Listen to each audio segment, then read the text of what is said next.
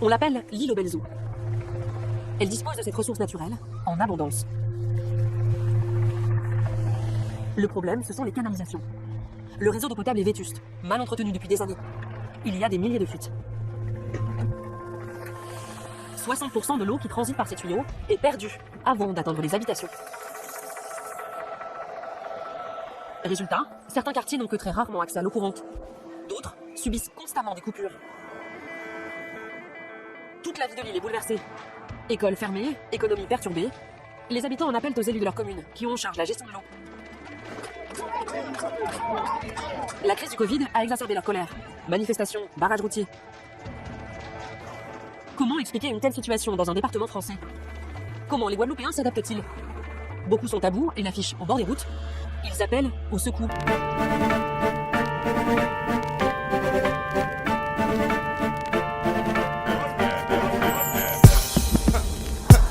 À qui profite le crime? Les gagnants, ce sont ceux qui se gavent avec des salaires à 6 chiffres. Ce sont les corrupteurs. Ce sont les créateurs de ce chaos organisé. Ce sont tous ces intérêts privés qui y trouvent un moyen de se faire de l'argent. Ce sont les entreprises voyous.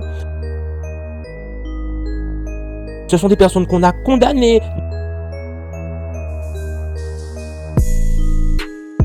Les perdants, c'est nous. C'est le peuple guadeloupéen. Ce sont les usagers de l'eau guadeloupéens. Les perdants, ce sont les utilisateurs de ces réseaux délabrés.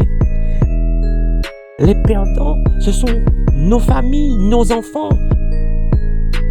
Ce sont aussi les élus, quoi qu'ils en disent. Les perdants, ce sont aussi les salariés du SIAG. Les perdants, ce sont aussi les associations d'usagers de l'eau en Guadeloupe qui se sont battus bec et ongles pour nous aider, pour arriver à trouver des solutions, pour proposer des solutions à tout le monde, au gouvernement, aux élus, au SIAG, à la Générale des Eaux, à Veolia. Mais que se passe-t-il exactement? L'eau douce est indispensable à la vie, pour boire, se laver, produire notre nourriture, nos objets. L'enjeu numéro 1 du futur est de faire en sorte que tout le monde puisse avoir accès à l'eau. Il faut que nous puissions avoir en Guadeloupe une application des principes démocratiques comme partout en France hexagonale. Ça commence par le respect de la loi qui interdit les coupures d'eau. C'est fondamental. Ensuite, il faut garantir le droit à l'eau. Nul ne doit être privé d'eau. Ce qui conduit à se tourner vers l'État, puisqu'on parle de démocratie et de principes fondamentaux qui concernent la vie.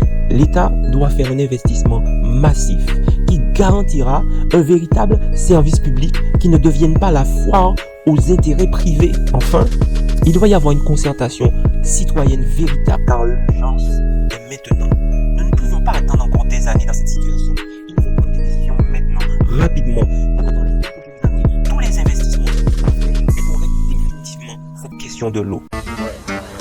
La France a un programme, elle t'a choisi un personnage. On prend tous la perpète, ce sera l'usine ou l'esclavage. On entend les sirènes et les alarmes qui sonnent. Ce monde est à nous, mais comme on est trop cons, même entre nous on se colle. C'est rare de voir les minorités assises au gouvernement entendre la vérité dans la bouche d'un agent sous serment. Le crime ils en profite, je te dirais ça les arrange. Les solutions existent mais on nous tient dans un mensonge. Y a pas de morale quand un président vole des millions de fonds secrets, c'est notre fric qui s'envole. C'est les délinquants costards cravates qui s'enrichissent. Alors à qui profite le crime? Ils ont empoisonné nous, ils ont volé nous, ils ont pillé l'argent, ils n'ont pas réparé Mexico, ils prennent l'argent là pour boire de l'eau, ils prennent l'argent là pour faire campagne électorale, y compris campagne présidentielle. Ils ont fait tout butin avec l'argent là, et je dis là, ils ont quasi nous de payer, nous d'accord pour payer, mais nous d'accord pour payer en de l'eau propre, buvable, potable, sans chlordécone, sans pesticides, et qu'à couler à pression constante en robinet en nous tous les jours. Autrement, nous prenons bon.